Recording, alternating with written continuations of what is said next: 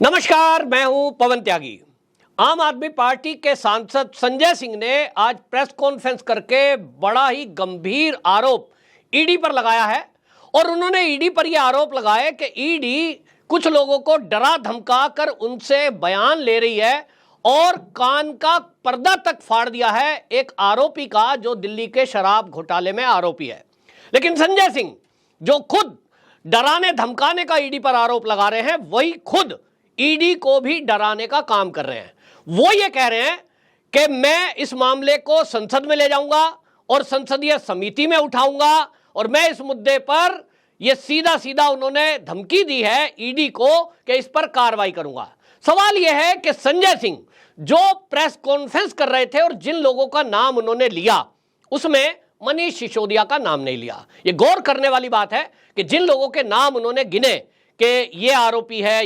है, उसमें से कुछ नाम उन्होंने लिए समीर महेंद्रू, अरुण पिल्लई, भूषण बेलगामी, स्वामी प्रभुने, ये जो नाम लिए उन्होंने, इसमें से एक भी व्यक्ति आम आदमी पार्टी का ना तो विधायक है ना तो सांसद है। अब सवाल ये उठ रहा है कि संजय सिंह को फिर किसी एक आम आदमी ने कंप्लेंट यदि की है या उनके संज्ञान में कोई बात आई है तो संजय सिंह जरा ये बताएं कि संसदीय समिति उनकी जांच कैसे करेगी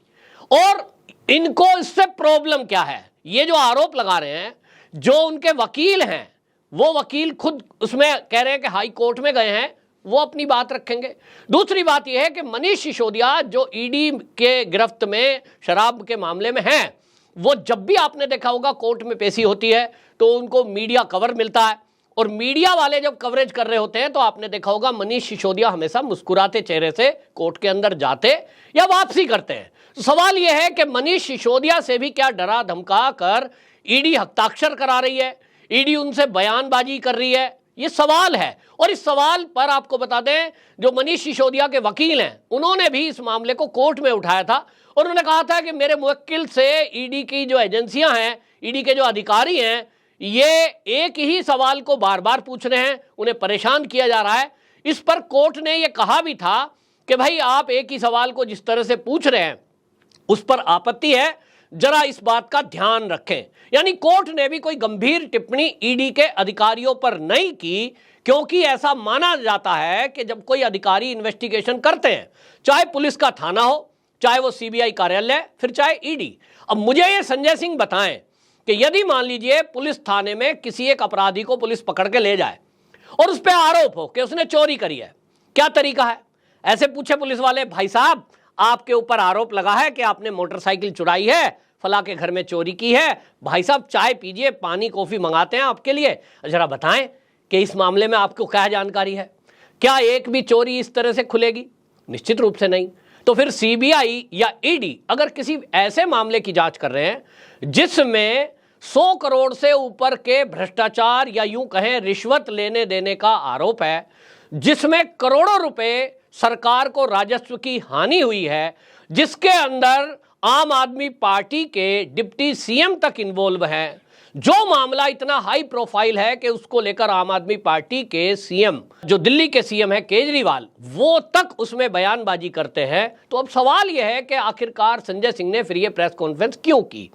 सीधा सीधा आपको बताएं, जो ईडी के सूत्र हैं वो ये बता रहे हैं कि अब इस मामले में जितनी पूछताछ हुई है, गवाहों और सबूतों के आधार पर ईडी के पास ये पुख्ता जानकारी पहुंच चुकी है कि शराब का जो घोटाला हुआ है उसमें मनीष सिसोदिया के खिलाफ जो आरोप लगाए गए हैं वो गंभीर हैं और उनके सबूत उनको मिल चुके हैं। इस मामले में कहा यह भी जा रहा है कि मनीष सिसोदिया ने भी कुछ ऐसे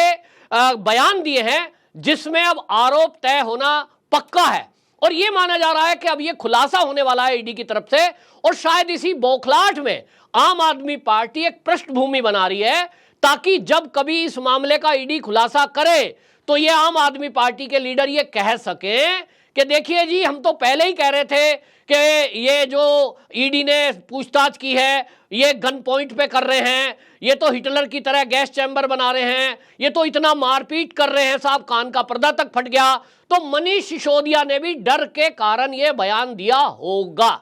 ये केवल उसकी पृष्ठभूमि बन रही है। मैं ऐसा इसलिए कह रहा हूं क्योंकि आप देखिए आम आदमी पार्टी या यूं कहें केजरीवाल जी की जो कार्यशैली है वो कार्यशैली ये है कि जब भी कभी आम आदमी पार्टी या उनके किसी लीडर पर आरोप लगते हैं तो वो उसको दूसरी तरफ शिफ्ट करने की कोशिश करते हैं। जैसे आप देखें कि जब दिल्ली में यमुना की सफाई को लेकर जैसे ही एलजी साहब ने सवाल उठाए और एक घोटाले का खुलासा होता है, उसमें तुरंत मोदी जी की डिग्री पर सवाल ले आते हैं, यानी मोदी जी की डिग्री का मुद्दा उठा दिया। अब उस डिग्री की जो हवा थी वो शरद पवार और अजीत पवार ने निकाल दी, क्योंकि उन्होंने कहा भाई ये मुद्दा तो कुछ मुद्दा ही नहीं है। इनको लगा यार ये तो मुद्दा ही गायब हो गया। तब फिर जो है ये दूसरा मुद्दा ले आते हैं। अब दूसरा मुद्दा क्या लाएं? तो आप आतिशी मार्लिन का एक उदाहरण आपको देता हूं, जो इनकी अभी नई नई शिक्षा मंत्री बनी है। पूरे भारत और पूरी दुनिया में आम आदमी पार्टी ये डंका पीटती घूमती है कि हमारा जो स्कूल मॉडल है दिल्ली का वो वर्ल्ड क्लास है,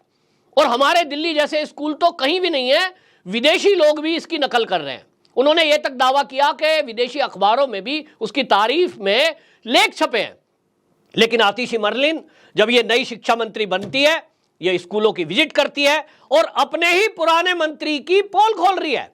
ये आतिशी जाती है विद्यालय में और कहती है देखिए कूड़ा हो रहा है, ये कैसा विद्यालय है। वो वीडियो आपने देखी होगी। लेकिन 1.5 लाख छात्र दिल्ली में फेल हुए 11वीं कक्षा में, इस पर जब सवाल उठने लगे तब आपने देखा होगा तो आतिशी मार्लिन जो है वो एक कार्यक्रम में बोल रही है, और क्या बोल रही है कि अंक अच्छे लाने से अच्छा है अच्छा इंसान बनना। यानी मामले को किस तरह से घुमाया गया कि अगर अब उनसे पूछा जाए कि भाई आपका जो वर्ल्ड क्लास मॉडल है उसमें विद्यालयों में गंदगी आप दिखा रहे हैं, आपके 1.5 लाख बच्चे फेल हो गए दिल्ली में, तो इस पर वो कह रहे हैं हम तो अच्छे अंक लाने वाले बच्चे तैयार ही नहीं कर रहे, हमारा ध्यान तो अच्छे इंसान बनाने पर है। माने मामले को किस तरह से ट्विस्ट करना है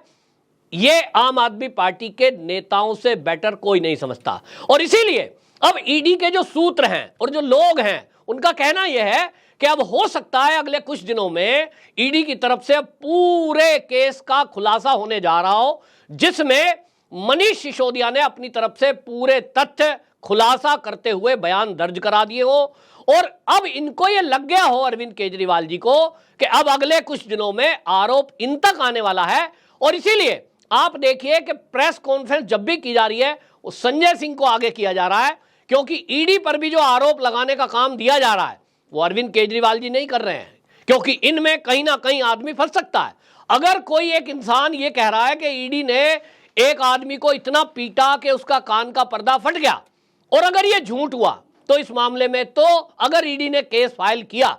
तो आपको बता दूं झूठा आरोप लगाने में जेल हो सकती है। और यही अरविंद केजरीवाल जी की वर्किंग का स्टाइल है कि वो रिस्की काम खुद कभी नहीं करते, रिस्की बयान जो देते हैं वो कभी पब्लिक डोमेन या पीसी में नहीं देते। अगर उनको मोदी पर प्रहार करना था तो वो उन्होंने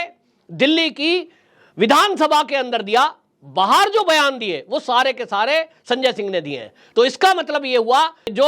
अरविंद केजरीवाल जी है अपने आप को सेफ रखते हुए और संजय सिंह के माध्यम से अब इस तरह की भूमिका बनाने में लगे हुए हैं कि कल को जब मामले का खुलासा होगा और मनीष सिसोदिया जी आरोपी तय होंगे, उस समय ये कह सकेंगे कि देखिए हम तो पहले ही कह रहे थे कि ईडी ने जबरदस्ती डरा धमका कर बयान लिए हैं और बयानों पर हस्ताक्षर कराए हैं। यानी कुल मिलाकर के ये लग रहा है कि अब इस मामले का खुलासा होने जा रहा है और मनीष सिसोदिया ने जरूर कोई ना कोई बातें ऐसी बता दी हैं जिसमें अरविंद केजरीवाल जी फंस सकते हैं, ऐसा सूत्रों का मानना है। आपकी क्या राय है कमेंट बॉक्स में जरूर बताएं। वंदे मातरम।